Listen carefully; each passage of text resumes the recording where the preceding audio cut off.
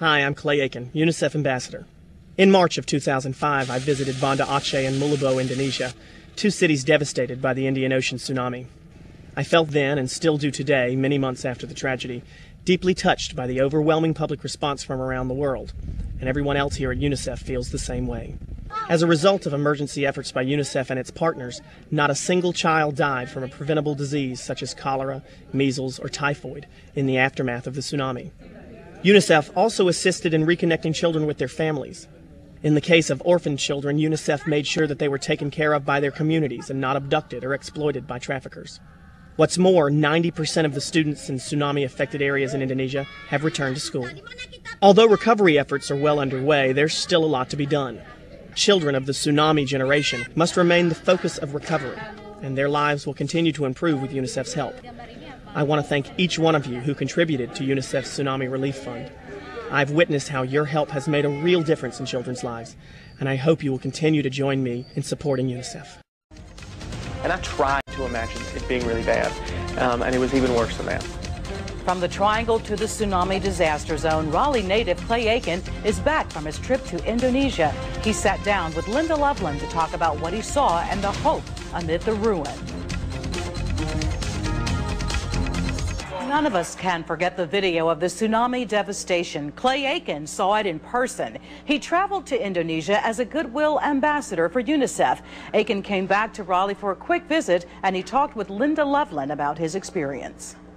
I was here in the tornado in '88, and obviously Fran and Floyd, and you kind of think, well, we'll throw all that together and we'll just magnify it a little bit, and this is what it's like, and it's nothing like that at all. I mean, there are fields where there are no houses, where things are completely gone, and I asked whether the debris, how long it took to clean up the debris, and they said there was no debris in certain areas because homes were just literally, the water just came in, took everything back to sea, and now there's just mud and some litter.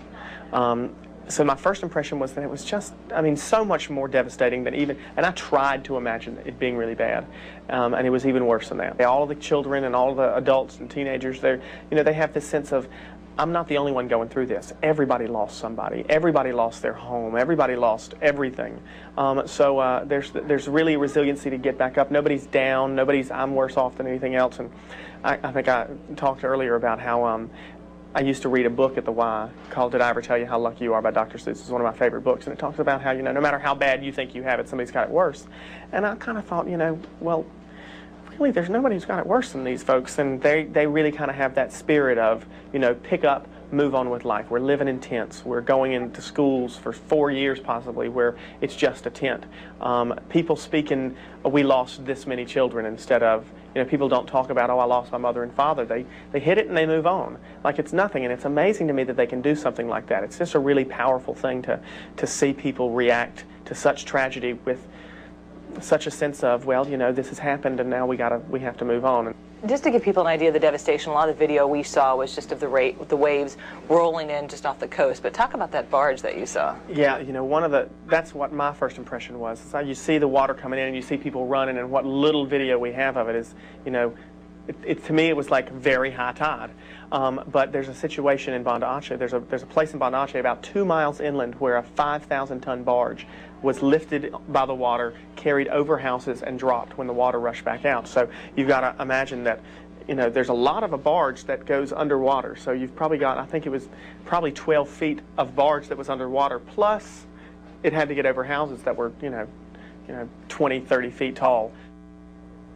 That was Linda Loveland reporting and talking to Clay Aiken. Clay says from what he's seen, money from tsunami relief is being put to good use. That barge really puts it in perspective. Yes, unreal.